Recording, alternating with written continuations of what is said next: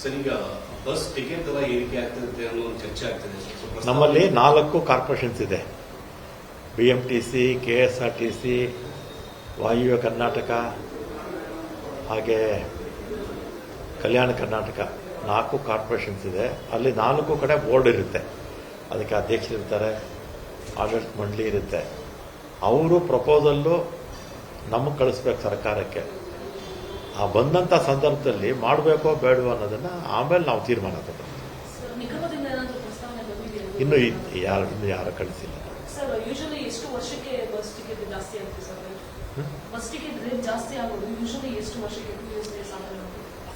ಪ್ರತಿ ವರ್ಷನೂ ಮಾಡ್ಬೋದು. ಈಗ 4 ವರ್ಷ ಆಗಿತ್ತು ಮಾಡಿ.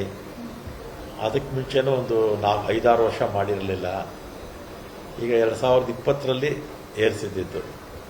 ಈಗ ನಮ್ಮ ಮುಂದೆ ನಮ್ಮ ಮಂಡಳಿಗಳಿಂದ 4 ಮಂಡಳಿಗಳಿಂದ ಯಾವ ಪ್ರಸ್ತಾವನೆಯೂ ಕೂಡ ನನಗೆ ಬಂದಿಲ್ಲ. ಬಂದ ಮೇಲೆ ಮಾಡಬೇಕೋ ಬೇಡ ಅನ್ನೋದು ಆಮೇಲೆ ತೀರ್ಮಾನ ಮಾಡಿ.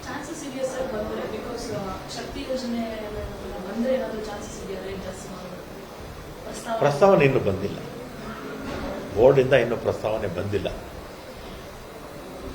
ಸರ್, ಈಗ ಬಸವನಗೌಡ ದದ್ದಲ್ ಅವರು ರಾಜೀನಾಮೆ ಕೇಳ್ತಿದ್ದಾರೆ, ಮತ್ತೊಬ್ಬರು ಶರಣ್ ಪ್ರಕಾಶ್ ಪಾಟೀಲ್ ಅವರು ರಾಜೀನಾಮೆ ಕೊಡಬೇಕು, ಅವರು ಕೂಡ ಇದರಿದ್ದಾರೆ ಅಂತೇಳಿ ಬಿಜೆಪಿಯವರು ಒತ್ತಡ ಆಗ್ತದೆ ಅಥವಾ ಮನವಿ ಮಾಡ್ತಾರೆ. ಬಿಜೆಪಿಯವರ ಕಾಲದಲ್ಲೂ ಕೂಡ ಇದೇ ಬೋರ್ಡಲ್ಲಿ ಅವ್ಯವಹಾರ ಆಗಿದೆ ಅಂತೇಳಿ ಕೇಳಿ ಬರ್ತಾ ಇದೆ. ಅಂದರೆ ಅವರು ಕೂಡ ರಾಜೀನಾಮೆ ಕೊಡಬೇಕಲ್ಲ ಶಾಸಕ ಸ್ಥಾನಕ್ಕೆ. ಅವರು ಸಚಿವರಾಗದೇ ಇದ್ರು ಕೂಡ.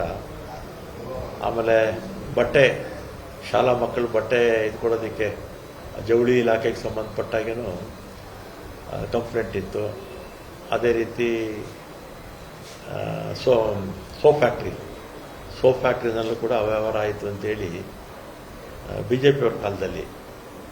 ಮತ್ತು ಅದೇ ರೀತಿ ದೇವರಾಜ ಅರಸು ಟ್ರಕ್ ಟರ್ಮಿನಲ್ ಇಲ್ಲೆಲ್ಲ ಬಿಜೆಪಿಯವರಿದ್ದಂಥ ಸಂದರ್ಭದಲ್ಲಿ ಹಗರಣಗಳಾಗಿತ್ತು. ಈಗ ಕೆಲವರು ಅದರಲ್ಲಿ ಸೋತಿದ್ದಾರೆ, ಕೆಲವರು ಶಾಸಕರಾಗಿದ್ದಾರೆ ಬಿಜೆಪಿಯವರು. ಅವರು ಕೂಡ ರಾಜೀನಾಮೆ ಕೊಟ್ಟರೆ ಒಳ್ಳೆಯದೇ. ಮತ್ತೊಂದು ಕಡೆ ಕಾಂಗ್ರೆಸ್ಗೆ ಒಂದು ಹೈಪವರ್ ಕಮಿಟಿ ಬೇಕಾಗಿದೆ ಅನ್ನೋ ಚರ್ಚೆ ನಡೀತಾ ಇದೆ ಸರ್. ಯಾಕಂದ್ರೆ ಹಿರಿಯರನ್ನ ಯಾವುದಕ್ಕೂ ಪರಿಗಣಿಸ್ತಾ ಇಲ್ಲ, ಏಕಪಕ್ಷವಾಗಿ ನಿರ್ಧಾರ ತೆಗೆದುಕೊಳ್ಳೋದು. ಅದೇನು ನನಗೆ ಗೊತ್ತಿಲ್ಲಪ್ಪ ಅದೆಲ್ಲ. ಸರ್, ಇಲ್ಲಿ ರಾಹುಲ್ ಗಾಂಧಿ ಅವ್ರ ಮೀಟಿಂಗ್ ಅಲ್ಲಿ ಪರಮೇಶ್ವರ್ ಕೂಡ ಬಂದಿರಲಿಲ್ಲ. ನನ್ನ ಮೀಟಿಂಗ್ ನಿನ್ನೆ ನಾನು ಹೋಗಿರಲಿಲ್ಲ. ನೀವು ಪರಮೇಶ್ವರ್ ನನಗೇನೋ ಬೇರೆ ಕೆಲಸ ಇತ್ತು. ಮೊದಲೇ ಅಧ್ಯಕ್ಷರಿಗೆ ಹೇಳಿದ್ದೆ ನಾಳೆ ಬರೋಕ್ಕಾಗೋದಿಲ್ಲ ಅಂತ ಹೇಳಿದ್ದೆ. ಸರ್, ದಕ್ಷಿಣದಲ್ಲಿ ಸೋಲಿಕ್ಕೆ ಕಾರಣ ಏನು? ಎಲ್ಲಿ? ಈಗ ಸೌತ್ ಅಲ್ಲಿ. ಈಗ ನಾವು ಚೆನ್ನಾಗಿ ಕೆಲಸ ಮಾಡಿದ್ದೀವಿ. ನಮ್ಮ ಪಕ್ಷನೂ ಕೆಲಸ ಮಾಡಿದೆ, ನಮ್ಮ ಸರ್ಕಾರ ಕೂಡ ಚೆನ್ನಾಗಿ ಕೆಲಸ ಮಾಡಿದೆ. ಜನ ಯಾಕೆ ಬಿಜೆಪಿಗೆ ಓಟ್ ಹಾಕಿದ್ರೆ ನನಗಂತೂ ಅರ್ಥ ಆಗ್ತಿಲ್ಲ. ನೀವು ಜನರನ್ನೇ ಕೇಳಿದ್ರೆ ಒಳ್ಳೆಯದು. ಸರ್, ಗ್ಯಾರಂಟಿ ಯೋಜನೆ ಕೈ ಹಿಡಿಯಲ್ವಾ ಸರ್ ಕಾಂಗ್ರೆಸ್? ಗ್ಯಾರಂಟಿ ಯೋಜನೆಗಳು ಕೈ ಹಿಡಿಯಲ್ವಾ ಕಾಂಗ್ರೆಸ್? ಗ್ಯಾರಂಟಿ ಯೋಜನೆಗಳು ಮತ್ತು ಅದರ ಜೊತೆಗೆ ಅಭಿವೃದ್ಧಿ ಕೆಲಸಗಳು, ಅದರ ಜೊತೆಗೆ ಕ್ಯಾಂಡಿಡೇಟು, ಇನ್ನೂ ಅನೇಕ ವಿಚಾರಗಳು ಚುನಾವಣೆ ಸಂದರ್ಭದಲ್ಲಿ ಬರುತ್ತೆ. ಕೆಲವು ಸಂದರ್ಭದಲ್ಲಿ ಕೆಲವು ಪಕ್ಷ, ನಮ್ಮ ಪಕ್ಷ ಎಷ್ಟೇ ಕೆಲಸ ಮಾಡಿದರೂ ಕೂಡ, ಅಭ್ಯರ್ಥಿಗೆ ಎಷ್ಟೇ ಒಳ್ಳೆಯ ಹೆಸರಿದ್ದರೂ ಕೂಡ, ನಮ್ಮ ಸರ್ಕಾರ ಎಷ್ಟೇ ಒಳ್ಳೆಯ ಹೆಸರಿದ್ದರೂ ಕೂಡ ಮತದಾರರಿಗೆ ಏನು ಮಾಡಿದ್ದಾರೆ, ಬಿಜೆಪಿ ಪಕ್ಷದವರು ಅವರ ಒಂದು ದಾರಿ ತಪ್ಪಿಸಿದ್ದಾರೆ ಅಂತ ಹೇಳ್ಬೋದು. ಹೇಗೆ ದಾರಿ ತಪ್ಪಿಸಿದ್ದಾರೆ ಅಂತ ಹೇಳಿದರೆ, ಅವರನ್ನು ಬಿಜೆಪಿ ಕಾಂಗ್ರೆಸ್ ಬಗ್ಗೆ ಒಂದು ಅಪಪ್ರಚಾರ ಮಾಡಿ ಕಾಂಗ್ರೆಸ್ಗೆ ಮತ ಹಾಕದೇ ಇರೋ ರೀತಿ ಮಾಡಿದ್ದಾರೆ. ರಾಜಕಾರಣದಲ್ಲಿ ಯಾವತ್ತೂ ಧರ್ಮ ಇರಬಾರ್ದು. ಅದರ ರಾಜಕಾರಣದಲ್ಲಿ ಧರ್ಮವನ್ನು ತಂದು ಅವರು ಈ ರಾಜಕೀಯ ಮಾಡಿದ್ರಿಂದ ಸ್ವಲ್ಪ ಕಾಂಗ್ರೆಸ್ ಪಕ್ಷಕ್ಕೆ ಹಿನ್ನಡೆ ಆಗಿದೆ.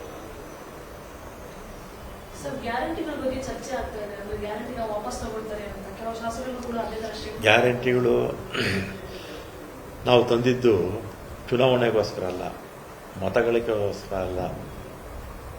ಇವರ ನರೇಂದ್ರ ಮೋದಿ ಅವರ ಅವಧಿನಲ್ಲಿ ಬೆಲೆ ಏರಿಕೆ ಜಾಸ್ತಿ ಆಗಿತ್ತು, ಮತ್ತು ಜನರ ಆದಾಯ ಕಡಿಮೆ ಆಗಿತ್ತು, ಖರ್ಚು ಜಾಸ್ತಿ ಆಗಿತ್ತು. ಅದಕ್ಕೆ ಸಹಾಯ ಮಾಡಬೇಕು ಅಂತ ಜನಕ್ಕೆ ವಿಶೇಷವಾಗಿ ಬಡವರ್ಗಕ್ಕೆ ಸಹಾಯ ಮಾಡಬೇಕು ಅಂತೇಳಿ ಈ ಗ್ಯಾರಂಟಿಗಳು ತಂದಿತ್ತು. ಅದು ಮತಗಳಿಗೆಲ್ಲ ತಂದಿತ್ತು. ಅದರಿಂದ ಆರ್ಥಿಕವಾಗಿ ದುರ್ಬಲರಾಗಿರ್ತಕ್ಕಂಥವ್ರಿಗೆ ಸಹಾಯ ಮಾಡೋದಕ್ಕೆ ಈ ಕಾರ್ಯಕ್ರಮಗಳು ತಂದಿರ್ತಕ್ಕಂಥದ್ದು. ಹಿಂದೆ ಅಷ್ಟೇ BJPಯವರು ಹಿಂದೆ ಜನತಾ ಪಕ್ಷ ಯಾವುದೋ ಪಕ್ಷದಲ್ಲಿ ಐತಲ್ಲ ಅವರೆಲ್ಲ ಜಮೀನ್ದಾರರ ಪರ ಇದ್ದಂಥವ್ರು. ಕಾಂಗ್ರೆಸ್ ಪಕ್ಷ ಇಂದಿರಾ ಗಾಂಧಿಯವ್ರ ಕಾಲದಲ್ಲಿ 20 ಅಂಶದ ಕಾರ್ಯಕ್ರಮಗಳು ತಂದಿದ್ದು ಇದೇ ಉದ್ದೇಶಕ್ಕೆ ತಂದಿದ್ದು. ಉಳುವಣಿಗೆ ಭೂಮಿ, ಬ್ಯಾಂಕ್ ರಾಷ್ಟ್ರೀಕರಣ ಇದೆಲ್ಲ ಬಡವರ ಪರ ಕಾರ್ಯಕ್ರಮಗಳು.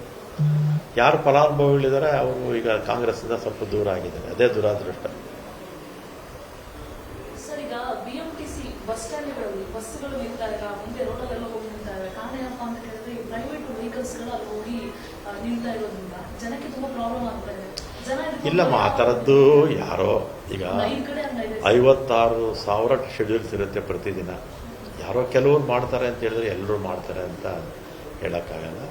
ಆದರೂ ಕೂಡ MD ಅವರಿಗೆ ಸೂಚನೆ ಕೊಡ್ತೀನಿ. ಪ್ರತಿದಿನ 56,000 ಶೆಡ್ಯೂಲ್ಸ್ ಇರುತ್ತೆ.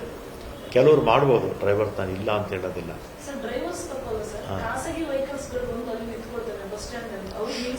ಯಾವ ಖಾಸಗಿ ವೆಹಿಕಲ್ಸ್ ನಮ್ಮಲ್ಲಿ ಯಾವುದೇ ನಿಲ್ಬಾರ್ದಲ್ಲ. ನಮ್ಮ ಬಸ್ ಸ್ಟ್ಯಾಂಡ್ಗಳು ಅಲೋ ಮಾಡೋದಿಲ್ಲ ನಾವು. ಇಲ್ಲಮ್ಮ, ಎಲ್ಲಿ ಅಂತೇಳಿ ನಮ್ಮ ಬಸ್ ಸ್ಟ್ಯಾಂಡಲ್ಲಿ ಖಾಸಗಿ ವಾಹನಗಳಿಗೆ ಅವಕಾಶನೇ ಇಲ್ಲ. ಎಲ್ಲಿ ಅಂತೇಳಿ ಇನ್ನು ಮುಂದೆ ನಿಲ್ದಾಗ ಮಾಡಿ.